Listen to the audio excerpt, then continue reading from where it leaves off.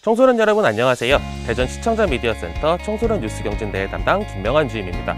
올해로 8년째를 맞이하고 있는 경진대회, 역시나 많은 학생들께서 신청해 주셔서 너무나도 감사합니다. 매년 뉴스 경진대회를 진행하며 뉴스 교육 자료를 저희가 만들고 있는데요. 사실 매번 교육 자료를 만들어도 이 무한한 뉴스의 세상 속에서 100점짜리 뉴스 교육 자료를 만들기는 정말로 어렵다는 생각이 듭니다. 실제로 좋은 뉴스를 만드는 방법은 뉴스를 자주 보고 또 많이 보는 방법뿐인데요. 오늘은 KBS의 조정아 기자님을 모시고 좋은 뉴스의 기준과 뉴스를 선택해서 보는 방법과 경진대회 예선에 어떤 뉴스를 제출할 수 있는지 그 뉴스의 종류에 대해서 한번 알아보고자 합니다. 기자님 안녕하세요. 안녕하세요. 네, 간단하게 자기소개 한번 부탁드리겠습니다. 안녕하세요. 저는 현재 KBS 대전방송총국 보도국에 만 8년째 몸담고 있는 조정아 기자입니다. 현재 정치행정팀에서 일을 하고 있고요. 말 그대로 정치 쪽 분야, 그리고 또 대전시랑 5개 자치구 등 행정 분야를 다루고 있습니다.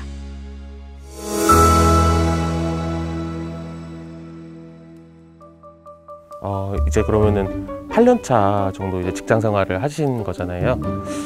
8년 차쯤 하면은 이제 기분이 어떠세요? 9년 차입니다. 네, 9년 차쯤 하면 기분이 어떠세요? 되게 쉼없이 달려왔는데 네네. 저는 아직도 그냥 제가 부족한 게 많다고 생각하거든요. 근데 벌써 9년 차더라고요. 씁쓸합니다. 제가 이제 4년 차인데 저도 뭐 맨날 부족하다고 느낍니다. 네, 기자님 횟수로는 그럼 9년 차신데요. 적지 않은 경력이신데 그만큼 9년이라는 시간 동안 아주 다양한 취재를 하셨을 것 같아요. 그 질적으로도 좋고 양적으로도 아주 많은 기사들이 나왔을 것 같은데 그 기자 생활을 하시면서 가장 인상 깊게 만드신 리포트가 있다면 혹시 잠깐 소개해 주실 수 있으실까요? 네, 하루하루 이렇게 정신없이 살다 보니까 내가 그동안 무슨 기사를 썼고 또 어떤 이야기를 들었는지 일일이 떠오르기가 힘든데요. 강의를 준비하면서 돌이켜 생각해 보니까 제가 꽤 많은 현장을 다니면서 다양한 사람을 접하고 또 다채로운 주제로 기사를 썼더라고요. 그래서 인상 깊은 기사가 많지만 그중에 하나만 꼽자면 서울 9시 뉴스의 현장 추적에 나갔던 호남 KTX 소음 또 주민 불편 극심이라는 기사인데요. 타이틀은 지금 이렇게 좀 다른 걸로 바뀌었지만 이렇게 타이틀이 붙으면 심층 취재라고 해서 기존의 1분 30초 리포트 기사보단 좀 더 길게 한 2분 30초 아니면 뭐 3분 이 정도의 길이로 기사를 작성할 수가 있고 그렇게 해서 편집을 해서 내보낼 수 있는 거거든요. 그래서 당시에 공주 시민분이 집 근처에 호남선 KTX가 지나가는데 소음 때문에 살 수가 없다면서 전화로 제보를 주셔가지고 저희가 현장을 나가게 됐어요. 그래서 현장 취재만 이틀 정도 걸렸던 걸로 기억하거든요. 그래서 막상 보니까 정말 소음이 컸고 또 잠을 못 자겠다 싶을 정도였어요. 근데 저희는 이게 방송이다 보니까 영상에 직접 담아서 보여드려야 하잖아요. 그래서 실제로 소음이 얼마나 심한지 또 얼마나 불편한지 시청자들에게 또 눈으로 보여드려야 되니까 대전시민환경연구원 관계자들하고 함께 현장을 나갔었습니다. 저게 몇 년 전 뉴스죠? 저게 한 6년 전 뉴스입니다. 9년 차시니까 6년 전이면 3년 차 때 네, 직접 네, 제보 전화를 받고 KTX가 지나갈 때마다 소음을 측정하고 또 영상으로 촬영을 하고 또 KTX가 하루에 몇 번 지나가는지 알아야 하니까 지나가는 시간을 일일이 다 기록을 해서 어느 시간대에 가장 소음이 심한지까지 그래서 정말 손이 많이 가고 또 정성이 많이 들어간 취재였습니다. 그래서 덕분에 기획기사로서 호평을 많이 들었고요. 이후 취재 현장을 비롯한 소음 미던이 들어간 몇 곳에 방음벽이 추가 설치됐다는 소식도 들었었습니다. 그러면은 직접 쓰신 그 기사의 그 좋은 영향으로 좋은 결과까지 있었다니까 고생한 보람이 있으셨을 것 같은데요. 그러면은 기자님께서는 방금 이렇게 말씀해 주신 리포트가 좋은 뉴스, 좋은 기사라고 생각을 하시나요? 좋은 뉴스의 기준을 어디다 두냐에 따라 좀 다를 텐데요. 제 나름대로 이 뉴스가 좋은 뉴스라고 평가할 수 있었던 이유는 시민의 목소리, 즉 시청자의 목소리를 귀 기울인 뉴스였기 때문입니다.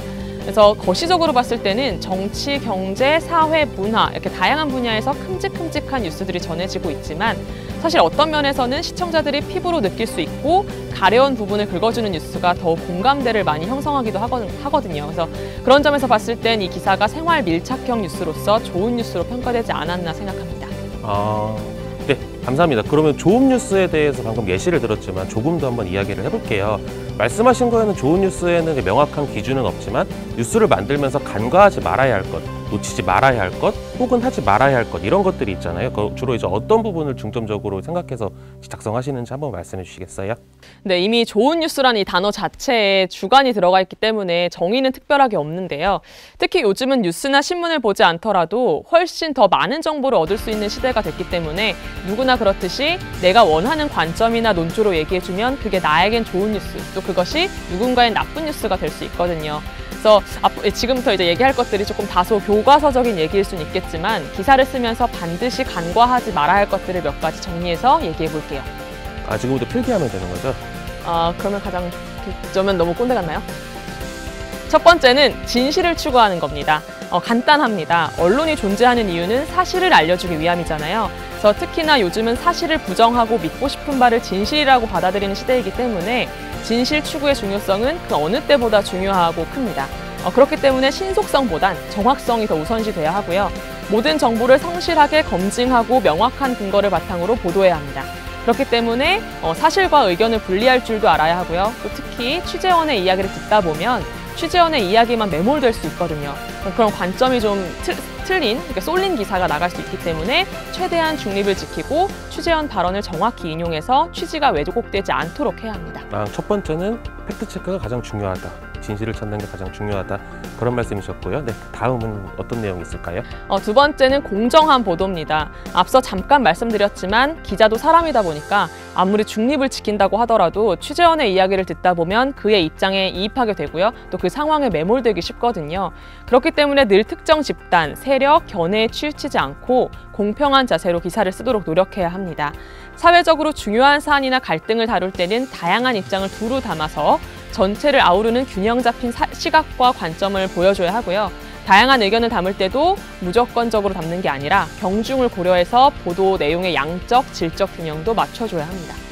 저는 언론에 있었던 경험은 없지만 기자님들이 이제 기자 칼럼 이제 이런 걸 쓰신 걸 인터넷에서 보면은 입사하고 처음에 이제 원고 쓰시고 왔을 때는 주로 이제 부장급 되는 분들한테 이제 시원하게 빨간 줄로 긋고 페이퍼 이제 당하고 혹시 당하신 적 없습니다. 네, 다음 말씀해 주시죠. 마지막으로 다양성을 존중하고 차별을 반대하는 보도여야 합니다. 사실 이 부분은 제가 제일 중요하게 생각하는 부분이기도 한데요. 언론은 모든 사람이 존중받는 세상을 위해서 차별과 편견을 줄이려고 노력해야 하거든요. 쉽게 말해서 성별이나 장애, 종교, 나이, 또 출신 지역, 인종, 성적 지향 등을 이유로 누구도 부당하게 차별받지 않도록 감시하는 역할을 해야 합니다. 고정관념이나 편견을 부추기는 표현은 안 되고요. 또 특정 계층, 지역을 비하하는 표현, 또 성차별 표현, 사람을 성적으로 대상화하는 표현을 삼가해야 합니다. 이외에도 많은 것들이 있지만 가장 기본적이면서도 또 간과하기 쉬운 것들 위주로 말씀드렸는데요. 좀 지루하셨겠지만 혹시 나중에 대학 가서 언론을 전공한다거나 아니면 언론사 입사를 하게 되면 이 얘기는 아주 귀가 따갑도록 듣게 될 겁니다. 혼나지는 않으셨지만 따갑도록 많이는 들으셨군요. 그만큼 중요하다는 거죠. 네, 좋은 말씀 감사합니다. 그러면 말씀하신 내용들을 토대로 저희 작년에 청류경 본선에 올라왔던 과거 뉴스들을 함께 살펴볼 텐데요. 우리 청소년들이 공들여 만든 뉴스 보시면서 가벼운 피드백 한 번씩 부탁드릴게요. 네, 우리 청소년들이 만든 뉴스를 보면서 정말 중학교 때 제가 방송반이었거든요. 그래서 그때 시절이 많이 생각나서 감회가 새로웠는데요. 하나씩 보면서 얘기해드리겠습니다. 우리가 정보를 얻는 뉴스에서 간혹 잘못된 자료를 사용하는 경우가 있는데요. 이러한 경우 잘못된 정보를 전달하게 되어 시청자들에게 혼란을 더합니다. 자세한 내용 양세형 기자입니다. 뉴스는 다양한 정보를 전달해주는 중요한 매체야. KBS. 네. 그러나 뉴스를 쫄았잖아요. 보다 보면 잘못된 이거 정보를 보면서. 전달하는 뉴스가 있어. 다음 뉴스에서 이상한 부분들을 찾아보자. 9년 동안 운영되어 온 대전 도안동로 중앙버스 전용차로제를 재검토해야 한다는 주장이 제기됐습니다. 김인식 대전시 의원은 시정 질문에서 잠깐, 도안동로를 지나는 706번 버스가 있어? 아니, 706번 버스는 도안동로를 이런 지나지 것들 않아. 다 친구들이 직접 찾는 거예요? 도안동로가 네. 맞아? 가끔 신기할 때도 많죠. 진짜 이상한 신기해. 저 이거 도안대로야. 진짜 신기했어요. 기사의 내용과 자막은 도안동로의 버스 전용차로 문제를 다루고 있지만 뉴스 장면에는 도안동로가 아닌 도안대로의 모습이 섞여 있어. 뉴스에서 사실과 다른 정보를 전달하는 오류가 발생한 거야. 또 2020년 1월 1일에 방송된 뉴스지만 약 2013년도에 촬영한 자료화면을 사용한 경우도 있어. 로드뷰를 보면 뉴스에서 나온 자료화면과 2013년도의 모습이 일치하고 현재 2020년도의 모습과는 다르다는 것을 알 수 있지. 뉴스에서는 버스 전용차로로 인해 발생하는 교통체증 문제를 다루면서 7년 동안 아파트가 완공되는 등 주변 환경이 바뀜을 고려하지 않고 자료화면을 사용한 거야. 7년씩이나? 그리고 이 뉴스는 자료화면 영상을 사용한다는 표시를 한 부분이 없어. 방송통신심의위원회에 따르면 방송심의에 관한 규정 제15조에서는 방통이 시청자의 이해를 취업해야 될 돕는 것 자료 같은데. 영상에는 반드시 자료화면 공무원으로. 표시해야 한다고 되어 있어. 이어서 다른 뉴스에서는 다산 신도시의 택배 대란 문제를 다루고 있어. 서울 강남 일부, 그다음 뭐 부천의 옥길동, 대전의 도안동 등 대전 동안동? 처음 듣는 동네인데. 포털 사이트 지도에 검색해보자. 어디에도 동안동이라는 지명은 나와 있지 않아. 이 뉴스를 보고 시청자들은 아니 무슨 뉴스에서 자막 오타가 나오냐? 대전 동안동이 아니라 도안동인데 와 같은 반응을 보였어. 시청자들의 이해를 돕는 자막의 오타로 인하여 오해할 소지가 생긴 거야. 올바른 정보를 전달해야 하는 뉴스에서 내용과는 다른 장소, 과거 자료를 사용하여 시청자들이 뉴스 내용을 이해하는 데 문제를 겪고 있어. 이제는 정확한 정보들로 시청자들에게 보다 더 정확한 뉴스를 전달해야 할 때가 아닐까? 네, 어떻게 보셨나요? 일단 먼저 그 도안중학교 뉴스를 보고서 굉장히 깜짝 놀랐습니다. 사실 자전거 도로 관련 뉴스는 기존 방송에서도 되게 많이 다루고 있는 아이템이기 때문에 뭐 사실 신선하다 이런 느낌은 좀 덜했는데요. 뉴스는 방송으로 눈에 보여지는 것이다 보니까 같은 아이템이더라도 어떻게 전달하느냐가 굉장히 중요하거든요. 그래서 지도를 보여주면서 정확히 어느 지점을 말해주는지도 친절한 뉴스라고 생각이 됐고 정말 약간 뼈 맞은 느낌이었어요. 그러니까 사실 우리 회사 자료화면 나올까봐 되게 조마조마했는데요. 사실 그렇죠. 이제 보통 현장성이 매우 필요한 기사가 아닌 이상 저렇게 특히 이게 단신 기사라고 하죠. 리포트가 아닌 단신 기사의 경우에는 보통 일일이 나가서 찍지는 않거든요. 그래서 이전에 찍어뒀던 영상 자료를 보통 많이 활용을 하는데 물론 최대한 기사에 맞춰가지고 영상을 편집하고 계절도 맞추려고 노력하지만 이게 상황이 여의치 않을 때는 대략 기사가 말하는 장소나 상황과 그런 느낌이 이제 약간 비슷한 영상을 좀 쓰기도 하거든요. 그래서 따끔한 지적 굉장히 새겨 듣겠습니다. 네, 그러면 이제 다음은 이제 천안여고 학생들이 만든 뉴스 한번 같이 보시겠습니다. 시청자 여러분 안녕하십니까? CGH 뉴스 이정원입니다. 우리가 자주 사용하는 단어 중 군기라는 말이 있죠. 군대 내 기강을 의미하는 단어인데요.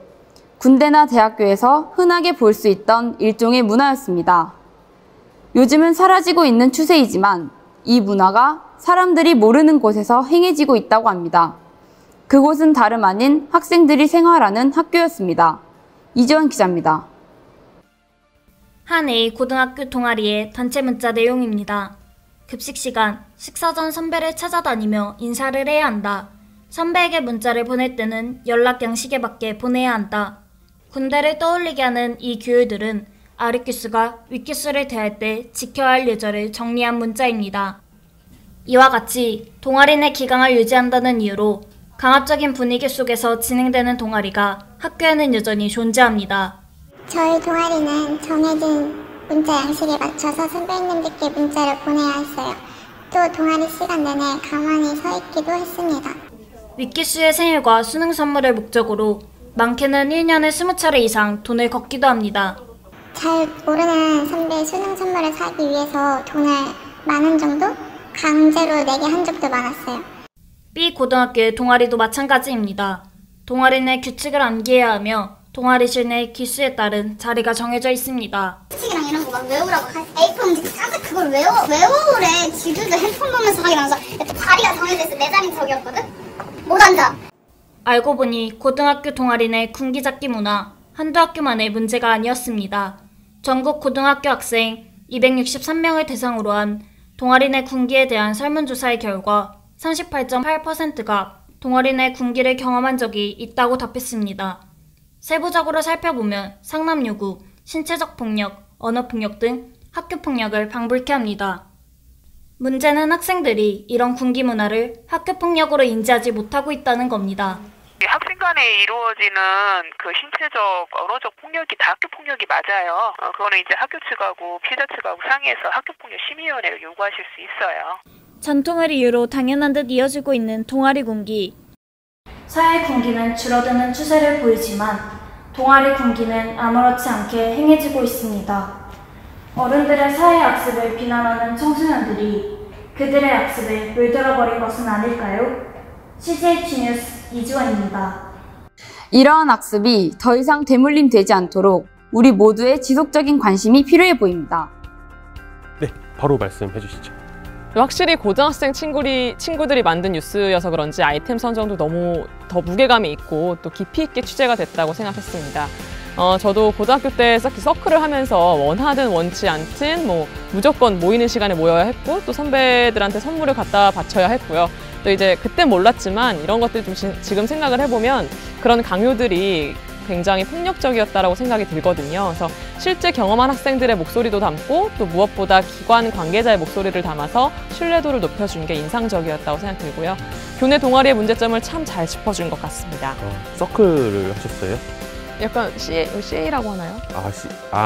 서클이 CA의 그 시절이시구나. 네. 그 시절이요?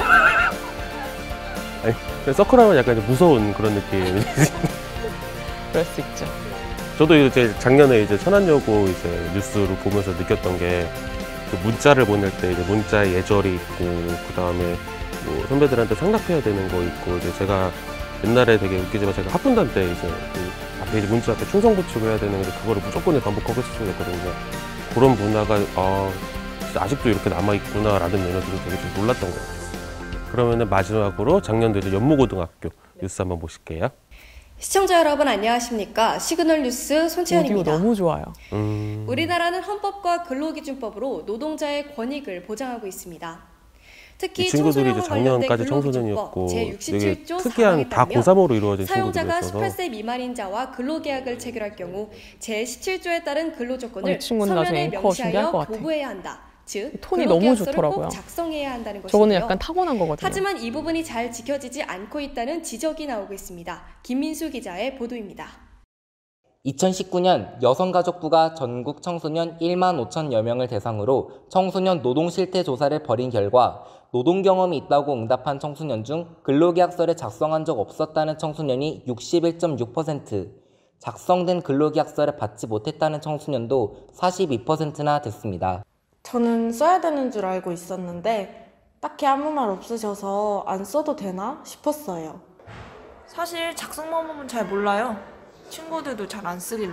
근로계약서 미작성이 고용주가 청소년 노동자의 권익 보장을 소홀히 여기게 하고 적극적인 권리 주장을 막고 있습니다. 고용노동부는 근로계약서 작성 방법과 준수 의무를 담은 가이드를 제작해 배포하고 있으며 여성가족부에서는 모바일 근로계약서 서비스와 1388 알바 정보 서비스를 운영하고 있습니다. 충청남도에 있는 지역계고등학교 학생들을 대상으로 해서 근로기준법과 취업 시 유의사항에 대한 강의를 수차례 진행했습니다. 학교에 방문해서 아르바이트한 학생들을 대상으로 해서 노동상담도 충남 지역 또한 노동교육을 진행하는 등 많은 노력을 기울이고 있습니다. 하지만 근로계약서 작성 활성화를 위한 제도적 노력은 당사자인 청소년에게 도달하지 못한 것으로 보입니다. 논산 지역 청소년 74명을 대상으로 한 설문조사에서 고용노동부의 근로계약서 가이드라인을 접해봤다고 응답한 청소년은 13.5%에 그쳤습니다. 모든 노동자는 부당한 노동권 침해로부터 보호받아야 하고 이 원칙은 청소년이라는 이유로 예외일 수 없습니다. 이를 위해서 제도적 노력이 현장에 도달해야 합니다. 이상 시그널 뉴스 김민수였습니다. 네, 어떠셨어요?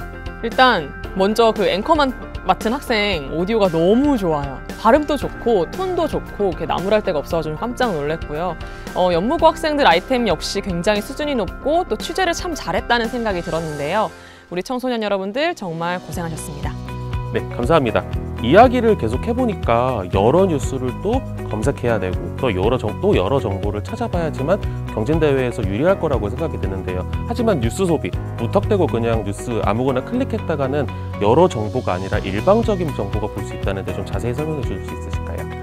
일단 알고리즘 하면은 딱 떠오르는 게 있죠. 바로 유튜브죠. 그래서 만약에 뭐 제가 다이어트 음식 하나 검색했을 뿐인데 이와 관련된 정보가 쭉 나오고 어느새 이제 정신 차리고 보니까 살 빠지는 운동 기구까지 이렇게 딱 쭉 나오는 그런 걸 바로 알고리즘이라고 하는데, 근데 이런 현상이 유튜브에만 있는 건 아닙니다. 대표적으로 네이버나 또 다음 이 두 포털 사이트에서도 뉴스를 볼 때 비슷한 현상이 나타나거든요.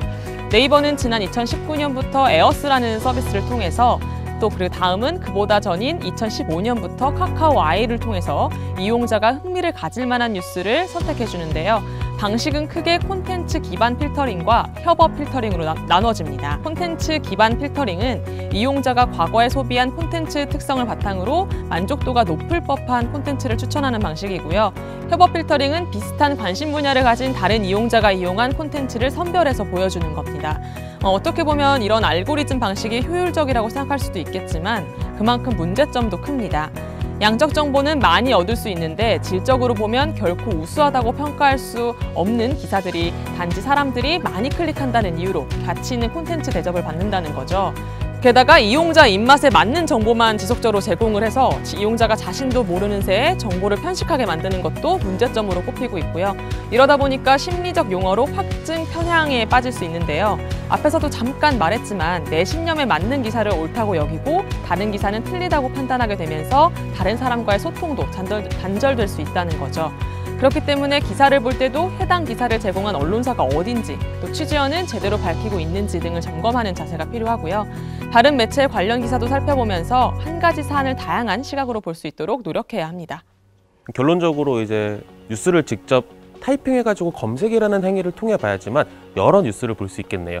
이렇게 청소년 참가자 여러분들이 뉴스를 또 많이 보고 또 이번 경진대회에서 이제 또 예선이라는 관문을 통과를 해야 되는데 우리 청소년 여러분들이 어떤 뉴스를 만들 수 있는지 좀 가볍게 설명해 줄 수 있으실까요? 일반적으로 우리가 알고 있는 뉴스는 앵커가 나와서 앵커 멘트를 한 뒤에 기자의 1분 30초짜리 리포트가 나가죠. 하지만 이제 이런 백화점식 나열의 뉴스에서 좀 벗어나서 다양한 방식으로 정보를 제공하자는 게 현재 각 방송사의 목표이자 숙제이기도 한데요. 저희 KBS의 경우에는 뉴스7을 통해서 다양한 시도를 하고 있습니다. 대표적인 몇 가지 자료 화면을 보면서 말씀드릴게요. 먼저 집중 취재라고 해서 기자의 리포트가 나간 뒤에 해당 기자가 또 스튜디오에 출연을 해서 1분 30초 안에 담지 못한 좀 더 자세한 이야기를 또 혹은 뒷이야기를 풀어나가는 코너입니다. 지방의료원의 정확한 역할이 뭔지 먼저 짚어볼까요? 네, 지방의료원은 기본적으로 기존의 민간 병원과 달리 공공의료원으로서의 역할을 할 텐데요. 쉽게 말해서 장애인이나 취약계층 등 의료 접근성이 떨어지는 시민들에게 의료 서비스를 제공하는 겁니다. 보통 출산 같은 응급진료, 즉 수익성이 낮은 보건의료를 담당하게 되겠죠. 그러다가 이번 코로나19와 같은 감염병이 발생했다. 이렇게 되면 감염병 전담 병원으로서 역할이 전환되고요. 모든 리포트를 이렇게 만들긴 힘들고요. 좀 사안이 크다거나 또 복잡하다거나 아이템이 괜찮은 경우 출연을 하게 되는데요. 탐사보도라는 거창한 수식어까지는 아니지만 일반적인 아이템보단 좀 더 깊이 취재하고 많은 정보를 담아야지만 진행할 수 있는 코너입니다. 그래서 취재부터 리포트 제작, 또 출연 준비까지 하려면 시간도 많이 걸리고요. 또 공도 많이 들이게 됩니다. 그리고 두 번째, 그 뉴스픽이란 코너가 있어요. 그 카드 뉴스와 비슷한 형태로 기자가 나와서 이야기를 풀어가는 건데요. 오늘 키워드를 볼까요? 네, 오늘의 키워드 1위와 꼴찌입니다. 예. 이게 무슨 말인가 싶으시죠? 예. 대전과 세종, 충남 3개 시도지사의 재산을 살펴보니 공교롭게도 시장이 공석인 서울과 부산을 제외한 전국 15개 시도지사 가운데 재산 1위와 재산 꼴찌를 우리 지역 시도지사가 차지했습니다. 좀 자세히 살펴볼까요? 대부분 그날의 화제거리나 관심사를 위주로 다루고 있고 생활 뉴스도 뉴스픽을 통해서 다뤄줍니다. 이목을 끌 수 있는 키워드를 아이템에 맞게 정해서 시청자들이 굳이 영상을 보지 않아도 이해하기 쉽게 설명해드리는 친절한 뉴스라고 할 수 있겠습니다. 또 이외에도 꼭 기자가 아닌 전문가가 직접 스튜디오에 출연해서 저희가 선정한 이슈에 대해서 직접 전문가의 입으로 들을 수 있는 코너도 있고요. 고정관념에서만 벗어난다면 얼마든지 다양하게 뉴스를 만들 수 있고 그것을 하나하나 시도해 나가는 중입니다. 네, 이렇게 직접 아직 해보지도 않고 강의로만 간접적으로 경험을 하려고 하니까 청소년분들이 이제 많이 어려워할 것 같아요.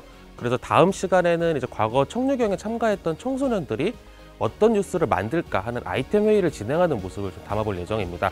그때 나오는 아이템, 그 아이템을 가지고 여러 기자님들께서 직접 취재하면서 리포트를 만들어보는 시간도 가질 예정인데요. 그럼 2강 늙은이 뉴스 제작 경진대회에서 뵙겠습니다.